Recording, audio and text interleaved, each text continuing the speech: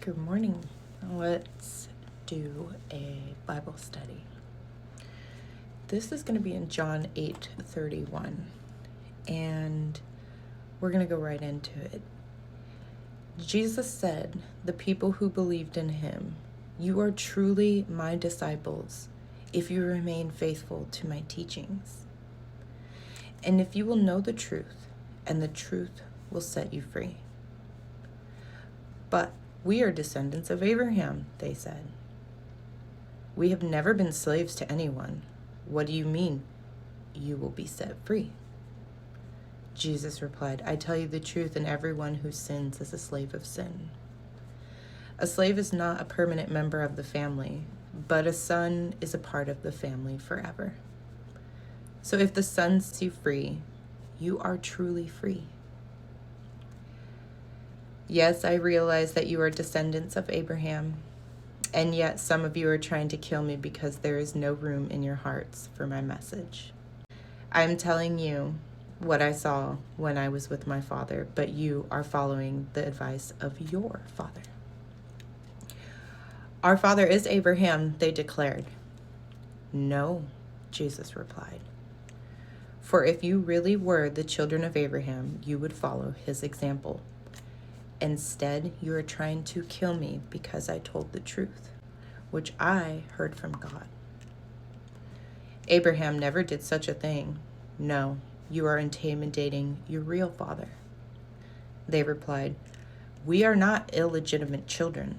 God himself is our true father." Jesus told them, "If God were your father, you would love me because I have come to you from God. I am not here on my own, but he sent me. Why can't you understand what I am saying? It is because you can't even hear me. For you are the children of your father, the devil, and you love to do evil things he does. He was a murderer from the beginning. He has always hated the truth because there is no truth in him. When he lies, it is consistent with his character, for he is a liar and the father of lies. So when I tell the truth, you just naturally don't believe me. Which of you can truthfully accuse me of sin? And since I am telling you the truth, why don't you believe me? Anyone who belongs to God listens gladly to the words of God, but you don't listen because you don't belong to God." The people retorted, "You Samaritan devil, didn't we say all along you were possessed by a demon?" "No," Jesus said. "I have no demon in me, for I honor my Father, and you dishonor me. And though I have no wish to glorify myself, God is going to glorify me. He is the true judge. I tell you the truth, anyone who obeys my teachings will never die." The people said, "Now we know you are possessed by a demon. Even Abraham's prophets died, but you say anyone who obeys my teaching will never die. Are you greater than our father Abraham? He died, and so did the prophets. Who do you think you are?" Jesus answered, "If I want to glorify myself, it doesn't count. But it is my Father who will glorify me. You say he is our God, but you don't even know him. I know him. If I said otherwise, I would be as great as a liar as you. But I do know him, and I obey him. Your father Abraham rejoiced as he looked forward to my coming, and he saw it and was glad." The people said, "You aren't even 50 years old. How can you have seen him?" Speaking of Abraham. Jesus answered, "I tell you the truth, before Abraham even was born, I am." At that point, they picked up stones to throw at him, but Jesus was hidden from them and left the temple. So, in my study Bible, it says that discipleship is more than knowing who Jesus is. It is also about obeying his teachings.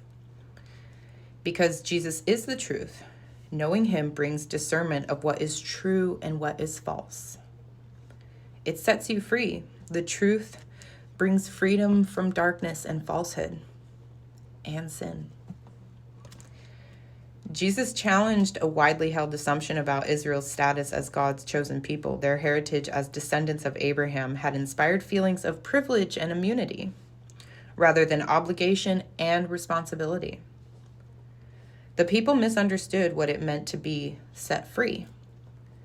Jesus was not referring to freedom from human slavery, but he meant spiritual bondage to sin. Truth, not their religious heritage, would set them free. So as Jesus unfolded the logic of his argument, if Israel, a spiritual slave, it has the same insecurity as any slave of a household. Members of a family are secure. Slaves are not. Only Jesus can change the status of slaves and set them free and be secure. The leaders also had plotted to kill Jesus at this time, unmasking their true identity. They belonged to a different household, and their father was not Jesus's father. They belonged to a different household. They were relying on the fact that their ancestral father was Abraham, but Jesus challenged their spiritual pedigree, and this was the climax of his challenge that came on verse 44. For you are children of your father, the devil. You love to do evil things, he does. He was a murderer from the beginning. He has always hated the truth because there is no truth in him. When he lies, it is consistent with his character, for a liar he is, and he is the father of lies. That is what Jesus said when he said, your real father. Since the unbelieving people did not love Jesus, they were not children of the Father in heaven who sent his beloved Son to die for all of our sins. In their desire to kill God's Son, it was the work of the devil who brought death to the world. And by calling Jesus a Samaritan devil, his opponents turned his charges back on him with a racial slur. Their statement that Jesus was demon-possessed countered his claim that they were linked to Satan, but Jesus rightly replied that these words were profound and in dishonor.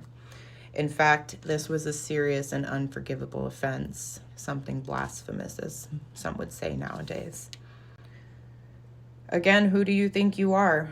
The question was antagonistic and aggressive. However, Jesus is immortal, and he rules over life and death. Abraham's prophets, or any prophets in Israel's history, Jesus is greater than them.